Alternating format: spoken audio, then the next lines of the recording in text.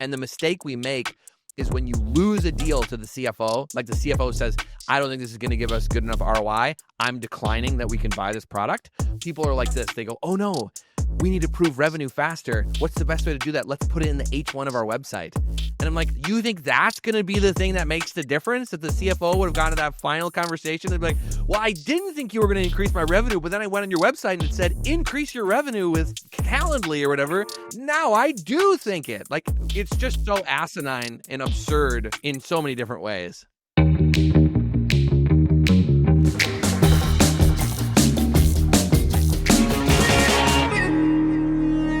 Many companies will whip up a website, get some traffic, but nobody's converting. Nobody's clicking your buttons like demo request or contact us.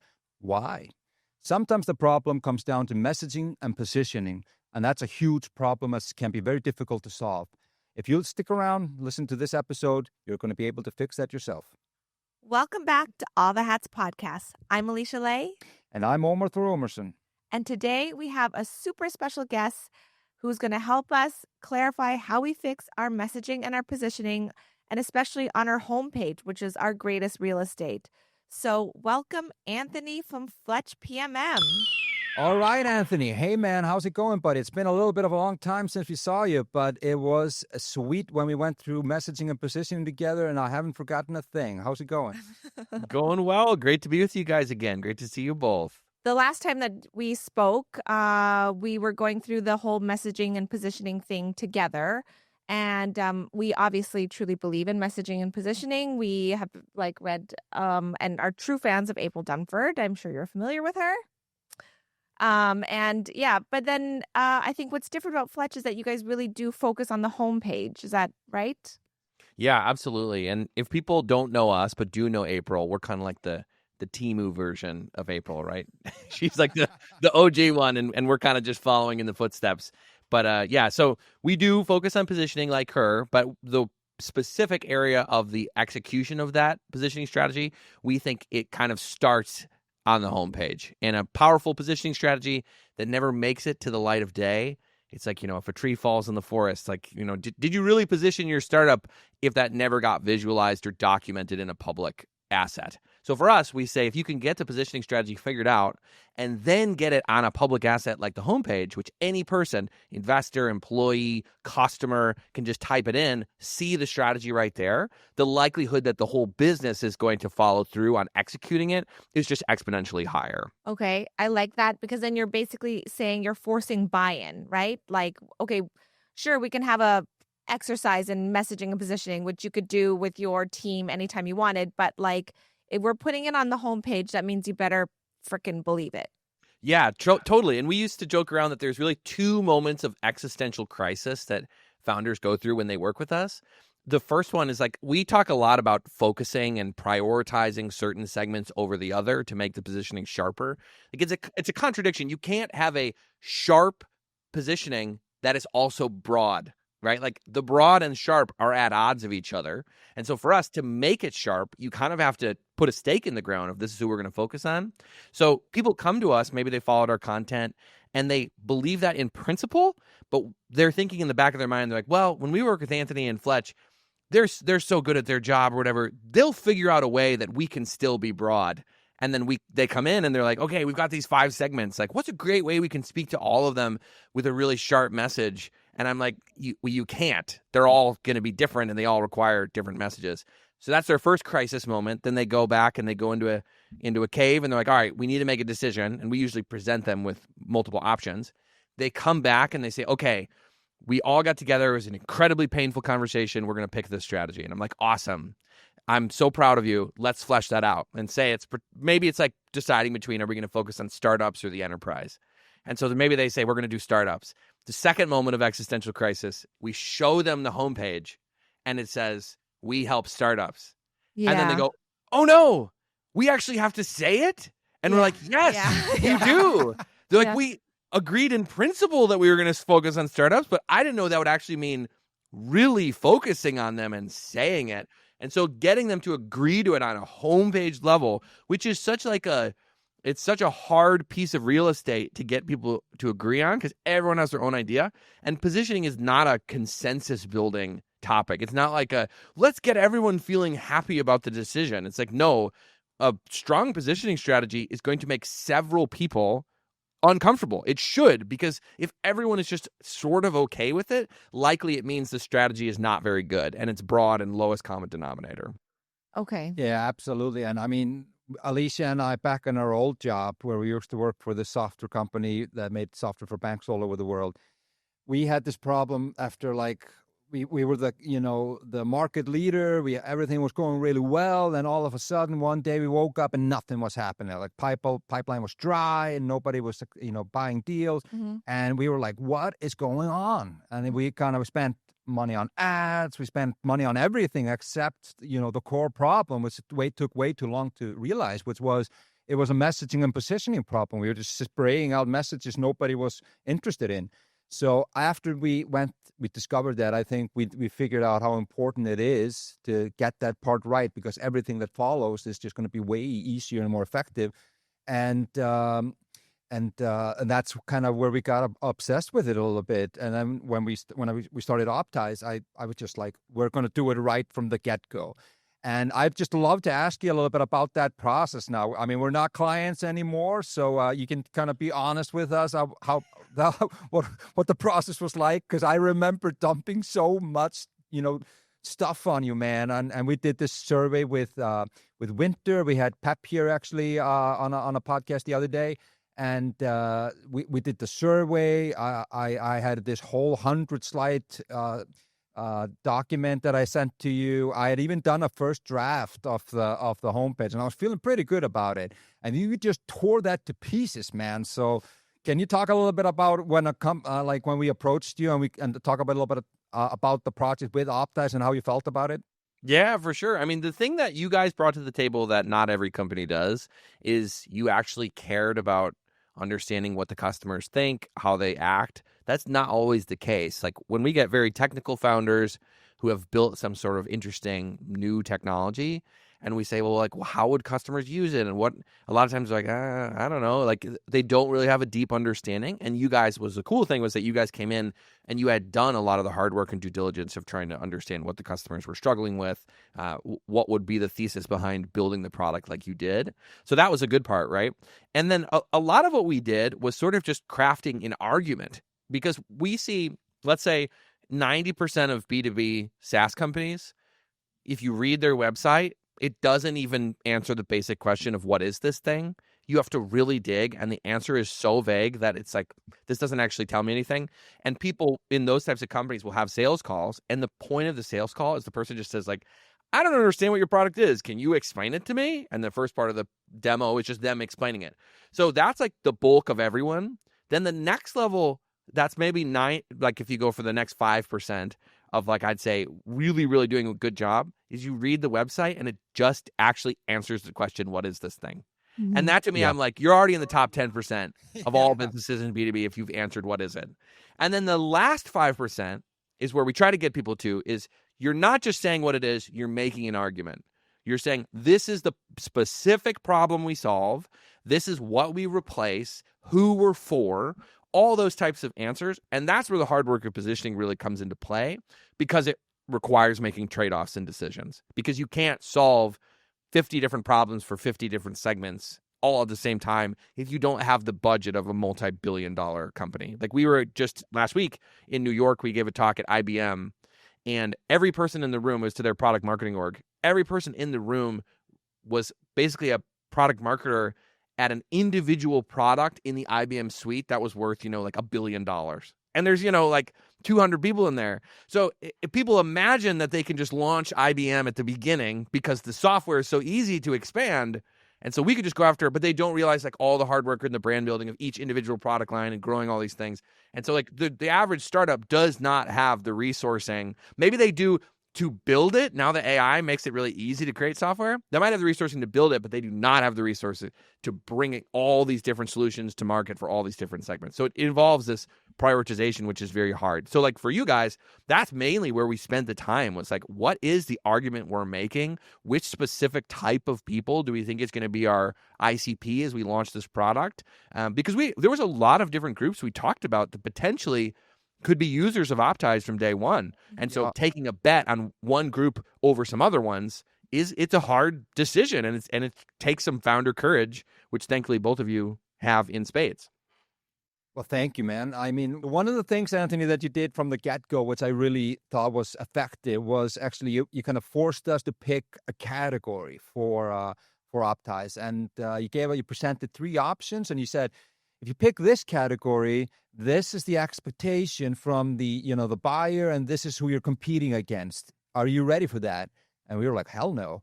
And then you like option 2, and it was the same. And then we kind of went down the list, and we were like, okay, we feel really comfortable about this category, even though we feel like we do a whole lot more than this category is.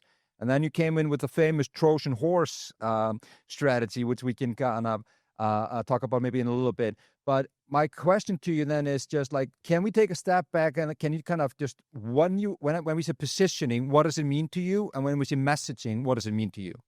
Yeah, for sure. So a big problem with software positioning is that you have to answer that what is it kind of question. The category itself becomes very important. And I posted the other day, but basically, like, if you think about with non-software examples, it's very easy. Everyone knows what the thing is just looking at it. So when you're selling a shoe, it's clearly a shoe. And so you can say, well, what makes it different than other shoes? It's great for running, or it's great for whatever, right? So, and you got a car. You're like, it's clearly a car. But with software, it can be anything. Pixels can be reconfigured into any combination just on a dime. And you look at a product like Airtable, which is a million different use cases and categories it could fall into. To some people, they see it and they're like, this is an amazing project management tool. To other people, like, this is a great social media planner. And depending on which one you choose, if you say it's a great project management tool, now you're competing with Asana, you're competing with Monday. If you say it's a great social media planner, now you're competing with, Sprout Social or any of those guys. Or you like do a meta level thing and you're like, well, no, it's a no code builder. And now you're competing with Bubble and Softer. And so the question of what is it becomes an incredibly important input to a broader positioning strategy. So for us, that's kind of like the first part is like, what is this thing? And then the rest of the positioning strategy is really saying, okay, if we understand what it is, what is the problem with the other things that it would be competing with? Like, why is it better than something else? And the choice of the reference point of the competition could be specific types of vendors, right? Like you see a lot of positioning strategies where they say, we replace, I don't know, Azure or something, and it's like a cloud solution. We're a better or cheaper alternative to Azure. But sometimes it's like not really that. It's like an alternative to a whole product category. Like Slack in the early days was like, we're an email replacement. It's not really a vendor. It's like a replacement for an entire product category. And then sometimes it's like, we're the best way to perform a specific use case. Like we use the example a lot of Calendly at the early days was like, we're the best way to schedule meetings over email. And so there's like, what's the competitor? It's like doing it just manually and sending back and forth email. It's not like a vendor. It's not really a category. It's like this broken process. So really understanding like, what are we going to replace? What are we going to improve upon? That kind of forms the foundation of the positioning strategy. Really, who is it for? What does it replace? Why is it better? And then the messaging is, okay, well, what are the actual supporting arguments we would need to make this positioning strategy believable or compelling? And those messaging elements then get tweaked and shaped for whatever asset they live in, whether that's going to be spoken in a sales conversation, it's going to be written on a website or a sales deck. All that like translation is when you go from the pure messaging to maybe you could say copywriting or spoken delivery or whatever that is. That last translation is where it bridges from the messaging, which is sort of asset agnostic, into the asset specific articulation of whatever those arguments might be. Okay, I think the hardest thing here is like, if we're to boil this down into what we're actually doing here is, let's say we've nailed our positioning, we find out who exactly we're positioning ourselves against, what we're accomplishing, we're done with that. Now we're going down towards the messaging. I think that in this exercise, and for our audience out there, the hardest thing that they're trying to do is craft their headline. Like you were giving that example before, for startups or for this or for that. Because a headline is like 7 words, maybe maximum. And you're trying to capture in this message your position and what you do and who you're for. And how you're different. And how you're different. Exactly. It's a lot. It's a lot. There's a lot to ask. Yeah. And I also think that maybe I'm what do you call it, generalizing here, but more often than not, these B2B SaaS companies that are popping up right now, it's the better way, right? It's an easier way. It's a more... Sometimes they use AI now. That's the differentiator. So, we're AI, by the way. We're AI. It's a better user experience. It's the solution you'll actually like using. But is that enough for a headline? Or I don't know. What do you think about this whole headline? Because I think that's the hardest nut to crack. Yeah. And even since we work together, we've updated some of the way we explain these concepts that I think maybe would make it even easier to understand than when we had first worked together. Our framework is constantly evolving. We're always trying to make it better. And so our latest iteration of it, we use these concept of positioning anchors. And effectively, you have to have one of three of them. And one is a use case anchor, which is basically saying what Calendly's at the beginning was, the best way to schedule email or schedule meetings without the back and forth emails or something like that. So they're picking this use case of scheduling meetings, and that's the main anchor of the whole positioning strategy. And it's a hyper specific use case. So if you imagine you're meeting someone at a networking event and you work for Calendly and you say, well, what do you guys do? There wasn't really a category that they could put themselves in from the early days. There wasn't scheduling tools wasn't a thing. So if they said we're the best scheduling tool around, people would be like, what do you mean? Google Calendar? They're like, no. It's kind of a new thing. So there's not really a category. So for them, they had to basically anchor the whole story on a well-known use case, something that people did all the time. So Calendly helps you schedule meetings. They're like, oh, I do that all the time. So that's your use case anchor. The second anchor is the simple one. It's the category anchor. If you say you work for the company Adio and someone doesn't know what Adio is, you meet them at the networking event. You say, what's Adio? You say, oh, we're a CRM. Everyone knows what a CRM is, so you've answered what is it, and then they can say, well, what makes you better than Salesforce or HubSpot? And then they'll have some follow-on of well, this is what makes us different. And then the last anchor of those three, you've got the use case anchor, the category anchor, and the last one is we call it the alternative anchor, which is, to use an example of Airbnb. Do you guys know what category Airbnb is in? What product category would you say Airbnb is? I mean, I don't know. Travel booking? No, I don't know. Foundation? But they also do experiences. You're struggling around. Yeah. It's because their whole strategy is being an alternative to hotels. So they're saying our market comes from hotels, and we're going to steal away people. So even to this day, they're bigger than the 5 biggest hotel chains combined. Even to this day, they're running ads saying, don't stay in a hotel, stay in an Airbnb. So they're picking an adjacent category that's not the category they're in and saying we replace it. The one I said before, Slack replaces email in your company. There's all sorts of these where you're maybe it's not a specific use case. Because again, what are the use cases for staying in a hotel? Well, for business, for personal vacations, tons of use cases, different category, but it's an easy reference point to build a whole strategy around, a whole narrative that makes sense. So you have these 3 main anchors. You have the use case anchor, the category anchor, and the alternative anchor.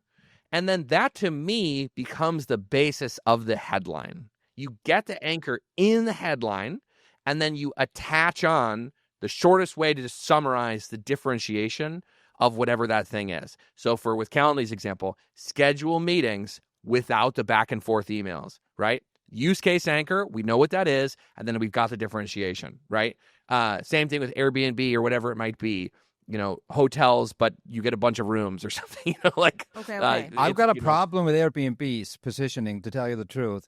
It's only a few letters, and one of them is breakfast, and they don't even do breakfast.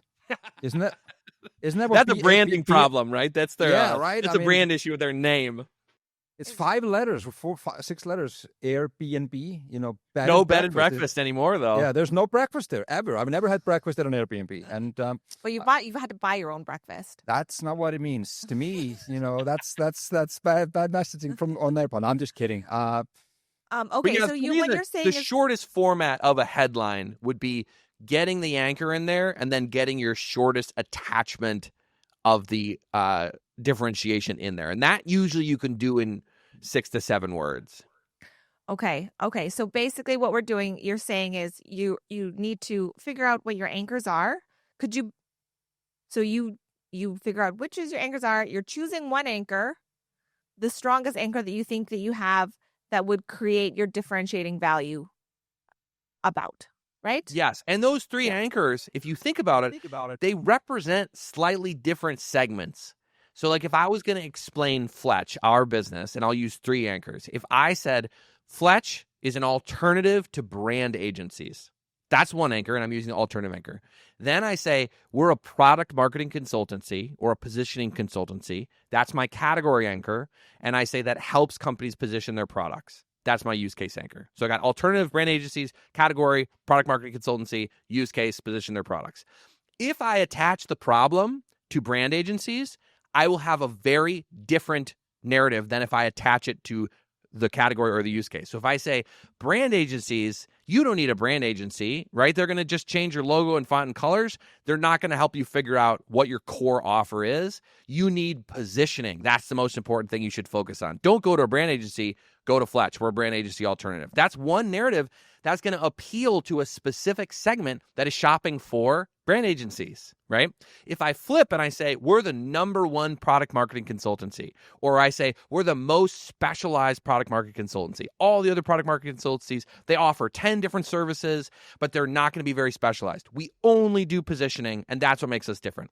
That's going to only appeal to a segment that is shopping for or interested in product marketing consultancies. So a smaller pool of people than the first one maybe. And then even in that last one, if I say positioning your product is so difficult, you don't really have the objectivity, you probably don't have a framework to do this internally, you need to hire us. We're an external expert. We come in, we bring objectivity, we bring the framework, we help lead your team. Again, different problem. And that segment of people probably not shopping for product marketing consultants and also probably not shopping for branding agencies. So if you think about the anchors, they are both a way to explain what you do and create the basis of a narrative, but they also represent usually different segments. And so like even when I'm thinking of Optis, you guys, the anchor that you really landed on was this category anchor of website analytics. So the H1 that's on the website is website analytics that finally makes sense. That strategy will resonate to people who are familiar with website analytics and have some semblance of how annoying and difficult to understand they actually are. If someone has never used a website analytics platform, that is not really going to speak to them. And that was sort of what we talked about in our strategy discussions of like, what segment do you want to go after? Do you want to go after people who don't even care about website analytics, get them to care about it for the first time? And I think we talked through that. It was like, well, that's going to be long education. How am I going to convince people to start caring about it when they don't care about it? And so we ended up picking this segment, which was like people who had experienced website analytics like Google Analytics or GA4, right? And thought that it was so painful and would be desperately looking for a different solution. And that felt like a better group to go after in the first place. Absolutely. And I mean, I don't know how many times I've gotten a compliment on the copy on our website, and I'm always like, yes, we nailed it. Or Anthony kind of did. We taking credit for it. So, but I was at this. I was at a conference in Copenhagen a couple of weeks ago called Tech Barbecue, and at least two people came up to me, or I was in a meeting, and cold meetings, and they said the reason I accepted this meeting was our sub headline. So I was thinking, Anthony, maybe if you're cool with it. We would just open up Optis now, maybe run through it real quick, the front page, and just kind of maybe look at a few parts of it and kind of just, do open heart surgery on ourselves and just see how the sausage was made for us, because I'm just really thrilled with how it turned out. And maybe you can kind of speak to a few elements of it if it makes sense. H1, website analytics that finally makes sense. I think we went through a few iterations on this one. And a quick question for you then. Because everybody wants, Nike's just do it, or like a very clever tagline that is like emotional, clever, witty, perfect. But for B2B, sometimes would you say clarity or like simple is just understandable is better than clever, or where do you stand? Yeah, I think totally. And I mean, it's become sort of a cliche at this point that clear is better than clever. But the sad thing is, though, even though it is a cliche for many product marketers, if you look at websites of B2B companies, there still seems like they're trying to be clever at the expense of being clear. So for us, we definitely lean that way. So like to me, right, I think the H1 here is it's the good thing is that in 1, 2, 3, 4, 6 words, you're making the whole argument. Website analytics, that finally makes sense, is implying that up to this point, the category of website analytics has not made sense, that they've been hard to understand. And it's pitching your differentiation, that within this category, you actually are able to bring them in a simple way. And then that H2, the body paragraph, you're a B2B marketer, not a data scientist, right? We're further filling out the definition of who you're going after, calling out B2B marketers. You didn't have to do that, but that helps segment a little bit. So if I'm a B2B marketer, then I'm seeing it and saying, wow, that's for me. And then on the flip side, it's also telling me who you're not for, which is people who are like, no, I love Google Analytics because it's so powerfully data-driven and like deep, and I can run all these really intense things in it, and I am a data scientist-minded person. And I think we talked a lot about this, that like marketers really fall into these two buckets. You have marketers that are very creative and care about like business outcomes and things like that, but they are not like primary math and science folks.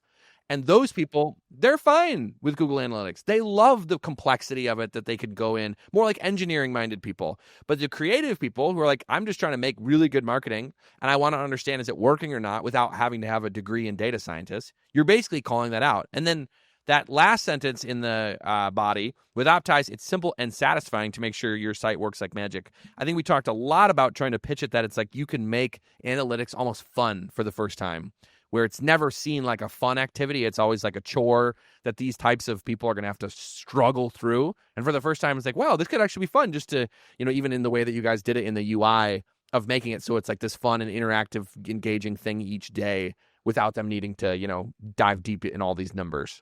Thank you so much for that. So you've kind of taken us through the like headline and how that works, and then you've brought us into the subheader, which give us a little bit more, and then we've used the anchor. We've used our category anchor with this one, and then the differentiating value that finally makes sense, because like you said, GA4 is such a mind F. And then we go down to like the logos, and it goes down a little bit further than that. So like from our experience working with you guys, it feels like you have, it doesn't feel like, you do have a very opinionated, strong perspective, opinionated perspective on the anatomy of a homepage, that it really should just be, this kind of a storyline. So yeah. What's the part that comes after the hero or the above the fold, where you have like the headline and the sub headline? We have a trust bar with logos trying to show that we have a bunch of customers and all that, try to create some initial trust. But then we're down to a section where it says, you want insights, Google Analytics gives you a headache. What's this section to you? Like, what is the goal of this section? Yeah, so for us, this is a very Fletch specific section that is pretty polarizing, I would say, with most companies. Some people will love it. Some people absolutely hate it. We also find that like different countries will respond differently to this section. And there are certain countries that are like, I do not want to have this section, maybe for more cultural reasons. But we call it the problem section. And it has become kind of a staple of our recommendation of really, if you can explicitly show what is the problem that the software you've created is attempting to solve, it just sets you up so much better to then explain the features and the functionality in a way that frames them not just as a laundry list, but actually a value pitch of saying, okay, when I'm going to highlight specific capabilities, functionality of the product, they are in direct relation to specific problems that I'm calling out in the problem section, right? So for you guys, it was really anchored again, because we're saying you're part of this category anchor. You're saying we're better than other website analytics for this subset of users. And so what is the problem with Google Analytics, right? So the high level statement that we have in this problem section is you want insights, but Google Analytics gives you a headache. And then essentially we have these shorter problem statements that are like sub-problems. You're blasted with a fire hose of data, charts, and jargon. You have to play detective just to see if your website's working. When leadership asks about bounce rate, your mouth goes dry. So these three sub-problems then feed into the section below, which highlights 3 very specific sets of functionality of the product of Optis. That is the direct solving of those problems, right? So when you see this place of you're blasted with this fire hose of data, charts, and jargon, when we scroll down, it says get a feed of prioritized insights in plain English. Our insight card spotlight issues, opportunities, fun facts, learning, and highlights, so you get the right info with no confusion. So in the sense of that first subproblem is you get blasted with all this data, charts, and jargon. Then what is the first value pitch of Optis is saying, we do it differently. We just give you the prioritized feed of insights. And then in that middle one, right, you have to play detective to see if your website's working. Your second feature highlight or capability highlight is we offer specific recommendations to fix or capitalize on opportunities, right? You don't have to become this website expert to do it. So again, the second aspect is a direct solving of the problem in the problem section. And then that last one, when leadership asks about your bounce rate, your mouth goes dry. Our third one was you can keep track of what's getting done. No, sorry, it was the last one. I think we added one in between there to fill it out a little bit more, but that last one, prove your website isn't just a pretty face. Optis lets you set goals, measure progress in a simple dashboard that shows leadership you're not spending the day blowing up balloons, which we love that line because people think the marketers are just, having little parties and stuff. Very good, man. And the balloon statement, that was actually something that somebody said to me one day. He was like, aren't you guys just blowing up balloons all day? And I was like, F you, man. I work hard at this company. If I stop working, you don't know what's going to happen. Okay, man. No, that was really helpful. I think, just thinking about a website as an can you say that word for me? Autonomous? Autonomy? Anatomy? Anatomy. Grey's Anatomy. Then, instead of just thinking of it as a brochure for your product, which I quite often see is like it's just feature, and it's missing, what's the problem you're trying to solve, or like what's your approach, or what's the value that you're bringing. So it's like weaving that in with everything else, with the product. I think you make a really good point here. And I know that this is something that I've heard Anthony talk about before also. And maybe you can just like expound on this, because one of the sentences that I loved the most when we were working together was Ómar at one point was saying like, yeah, but we need to talk about leads. We need to make sure that like everybody wants leads, I thought. Yeah. Everyone. And then Anthony, your exact words, I don't know. When I hear that word leads, my bullshit meter just goes off a little bit. And I was like, that was hilarious, because it is like there was a while where our websites were just a bunch of features, right? It was just like a feature list. And then we went the other way. We're like, but what's the value that you're going to get? And then it's just like save time and revenue and, like get more leads. And then it just becomes a bit schmaltzy, salesy kind of a thing. So like, what is this balance between value and the actual features that will get you this value? Yeah, we think of like outcomes, business outcomes, of kind of being on a cascading scale where one ideally will lead into the next. And so you think of something like getting a lead. What does it take to get a lead? You need to be doing marketing. You need to have a good brand. You need to have some sort of interesting offer with good pricing. You need to have some sort of credibility. You need a good way to showcase it. All these elements go into getting a lead. And the website analytics tool you use only covers one slice. And so we see this with every single software tool. They promise an outcome that could only be delivered in conjunction with many other tools and activities that the thing doesn't actually do. So we see people like Asana saying, increase your revenue with Asana. And you're like, it's a project management tool, though. Asana is not sending me money, increasing my revenue. They just help my team work. So if you cascade the argument, you say, well, if the team is using Asana, they're going to maybe be more in line, chugging in the same direction. And if they're like that, maybe they're getting more done. And if they're getting more done, maybe they ship faster. And if they ship faster, maybe the product seems better to new customers. And if the product seems better to new customers, then maybe people will be more likely to buy it. And so now we're like 5 causal links away from actually increasing revenue. But the Asana person's promising something that is 7 links away that they don't actually control at all. And this is the reason that we hire talented salespeople, because they can tell an executive a revenue or ROI story and make those 7 jumps seem believable. But who cannot do a good job of that?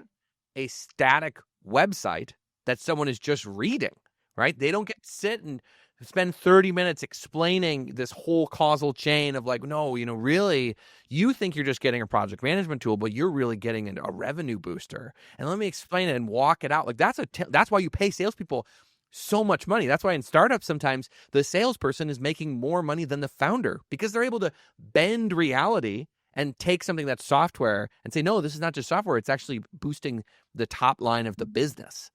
But again, you can't do that in a credible, believable way on a website. And so people's BS meters will go up when they see these ridiculous claims of like, I used Asana and my company grew 5x. You're like, what? That doesn't even make sense. You're a to-do list app, like how would that increase the revenue? So we've all gotten so in that mindset though, and it's so commonplace that it takes someone else, like you can call BS on other people's websites really easily. You'll see a website of a company you don't really know, and they're like, boost your, you're like, yeah, whatever. And then you'll go back to your own website and you'll put it right in the H1. And it's like, we all are victims of this giant, psyop that like software must increase revenue, when that's like, it's like a category error, right? It's like that it physically cannot increase revenue, because revenue, the only thing that increases revenues is customers paying you money. And there's no software that forces a customer to pay you money. But do you think people know that? I don't know, because we were spitballing before the episode. It's like on LinkedIn, all I see is like, I cracked SEO in 4 days. I made $1 million with this automation, and people are like, yes, give it to me, please. And I'm like, this is so unbelievable that like I'm not even interested. But maybe I'll just do it, put in the comment anyways, just in case. Just in case, in case I'm missing some magic framework. And maybe this guy cracked it. I don't know. So I don't know. Sometimes you kind of, you're like, they wouldn't lie this, much. It's like maybe they will. But people do. People Anthony's just say like, anything. Yes, they do. They do people lie. just say anything. People will say anything, right?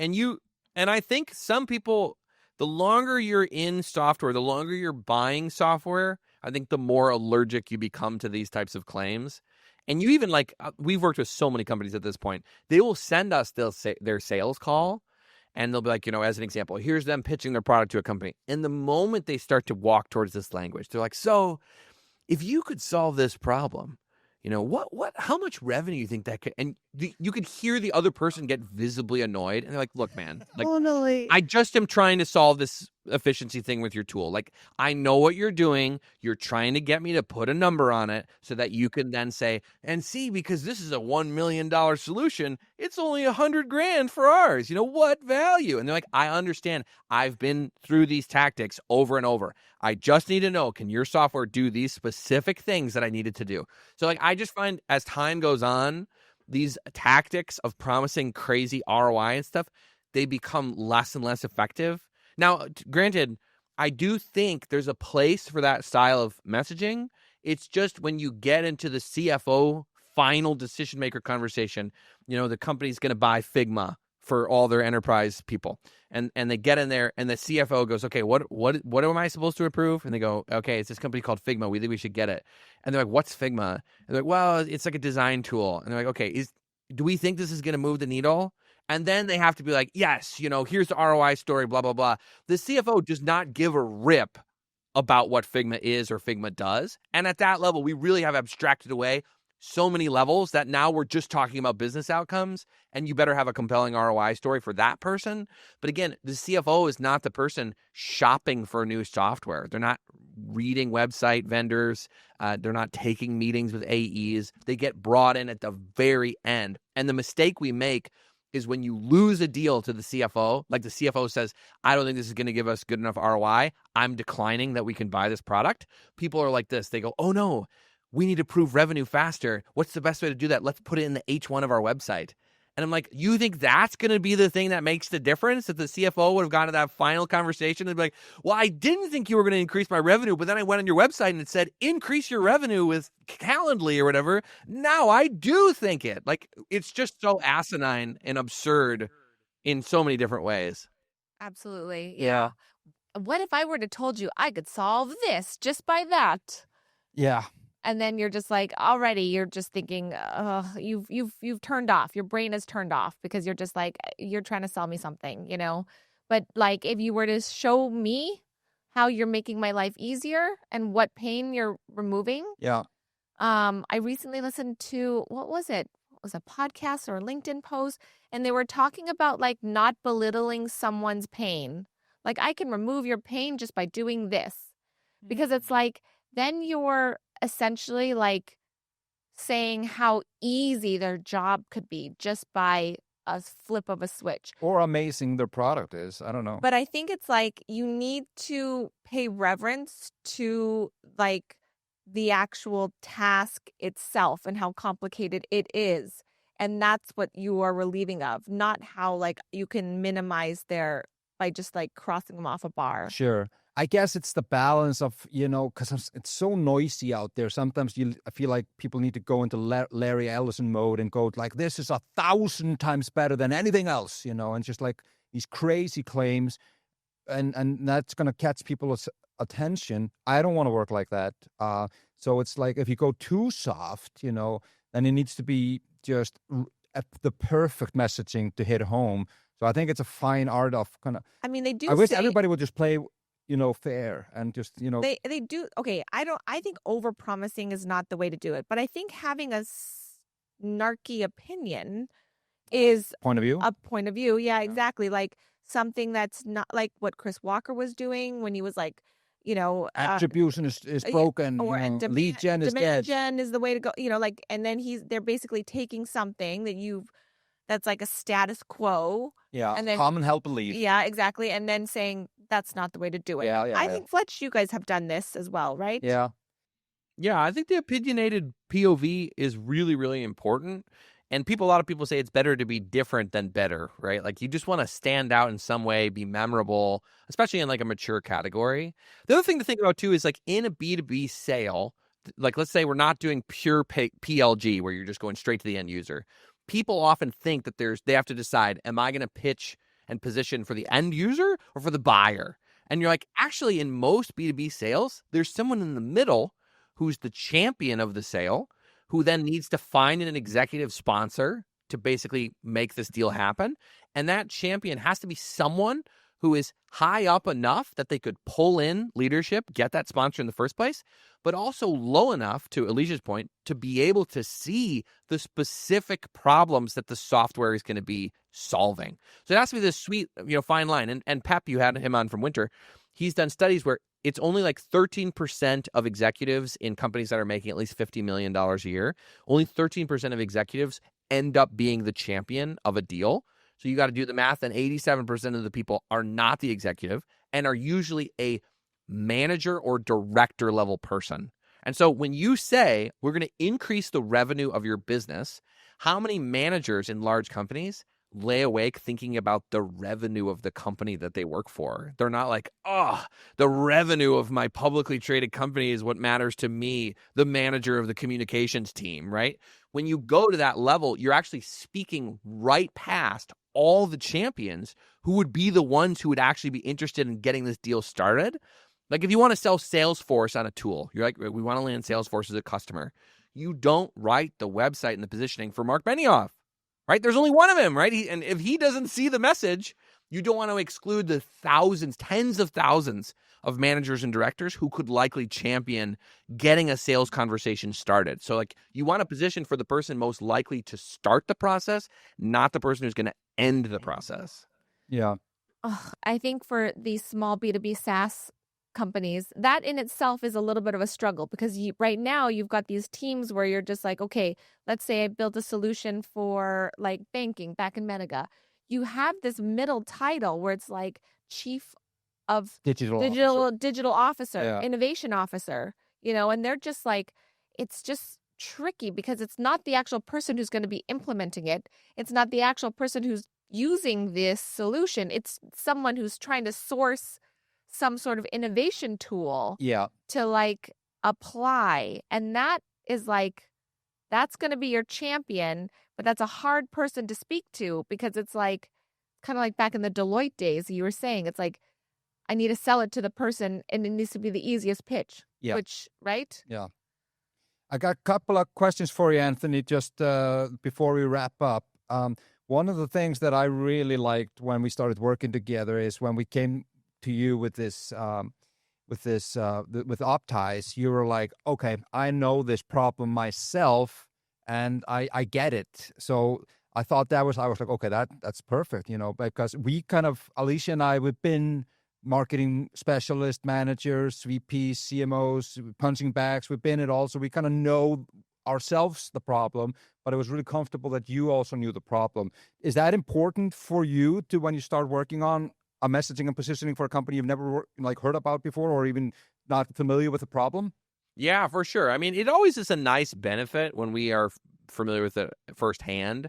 I would say that's the vast minority of projects we work on. Most people are selling solutions that we would never buy. Like of the, close to 500 projects we've done, I'd say maybe a dozen or two or something that actually would make sense for us. Those projects are always really fun, but they're few and far between. So a lot of it is helping the founders that we're working with really get to the crux of a problem that a person would actually own.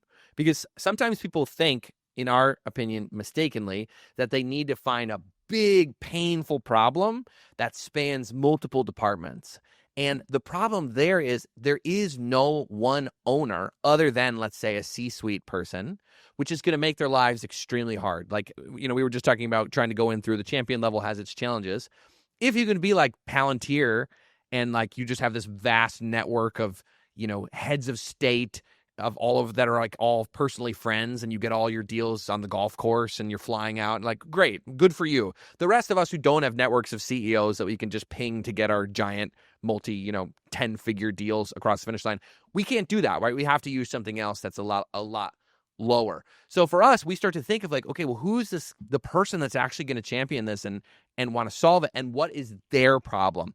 To give you a funny example, right? We were working with this company that was doing AI agents, and they were making AI agents for conversations. And for us, we're like, well, what does that mean? And they're like, well, we think that companies have this problem with conversations, whether it's for sales or customer support. The way they talk to customers is really broken. So their whole thing was like this meta level deep problem that was like the way companies have conversations is broken. And it's like, awesome. So when you actually get into a conversation like with one of these prospects, what are you going to pitch? And they're like, well, so sometimes we'll go in through the customer support door. Sometimes we'll go in through the sales door. And I'm like, great. When you go to the customer support people, what's their problem? And they're like, well, they have a problem with customer support agents. Maybe they're using intercoms like Finn support agent and it's not working for them. And I'm like, great. Why are you better than Finn? And they're like, well, because we also do the sales stuff. And I'm like, the customer support person's not going to care about that. Like, oh, don't use Finn, which is for customer support. Use us because we do customer support and sales. That's not their problem. And then if you go to the salesperson, you say, well, why are you better than Agent Force? And they say, well, because we do customer support too. And they're like, I don't care. That's not my department. That's not my problem. So they had found this meta level problem that was really owned by no one. And so that problem's not going to resonate. So when you flip it and you actually say, I need to find a problem that's going to resonate with a specific type of person, that can become the basis of a powerful positioning strategy. And whether I've experienced that problem myself isn't really actually that important. It's more important that they know they are describing and imagining a specific person in a specific role in the org that has this problem that they could theoretically solve with your solution. That makes sense. Okay. So, I mean, if you don't have a clue about the problem or what this company is, just like it's you're like, wow, I have no idea what you guys do, what problem you're solving. I don't connect with this at all. Like, what do you do to kind of get up to speed? Yeah, we do a lot of internal research, and we ask them to provide a bunch of materials. Like, even you guys giving us a lot of those, customer interviews and things that you had done up front. We asked them to give us, things like that, sales call transcripts that we can read, product demos. We spend a lot of time looking at their field. And now with the added AI element, it speeds up the research process so much because we can ask, like, okay, well, what are the types of solutions that people use for this? Who really is the market leader? Is there a market leader? And we spend a decent amount of time, especially now when we prep for those options that we're going to share with people of like, here's 4 or 5 different ways you could position, different bets you could make. We spend a bunch of time building those options based on how they fill out our questionnaire, because we ask them to be the subject matter experts, and we say, tell us all about your customer base. What type of segments are you selling to? What are the use cases that they're using you for? What categories could you fall into credibly, and maybe even not as credibly, like a little bit more loosely? And we try to get as much information as possible, put it into our framework and model, and then get that presented to them. And then they usually, once they see it, they'll help fill in the gaps, especially when we work with like highly technical companies. We'll even say to them, like, we are not technical folks in the way that you are. We have the positioning chops. You have all the technical ability. We think we can meet somewhere in the middle where the two of us will complement each other and come to a good solution. Yeah. Awesome. I mean, honestly, Anthony, thank you so much for all of this. And also, like, I can see what you and Robert are doing on LinkedIn. You are giving away your secret sauce. You are being super helpful. Like, I subscribe to your Notion because I just think that like you guys put out a lot of helpful things. So Yeah. and I know that I can use it in my daily life as a B2B marketer. So I highly encourage people to subscribe to your Notion, or if you're really needing the big guns, to call you in and help you, figure out what your homepage looks like. And Absolutely, man. Thanks for coming on the episode. I think it's the one thing is clear here that we all agree that Google Analytics just gives us a headache, right? Agreed. Yeah. Thanks so much for having me. Yeah. Thanks so much, Anthony. If people want to connect with you, Anthony, how can they find you? Probably LinkedIn would be my easiest place, but our website is fletchpmm.com. That'd be your second best. Okay, man. Awesome. All right. Thanks for joining, buddy. Have a good one. You too. Thanks so much for having me. Bye-bye. Bye.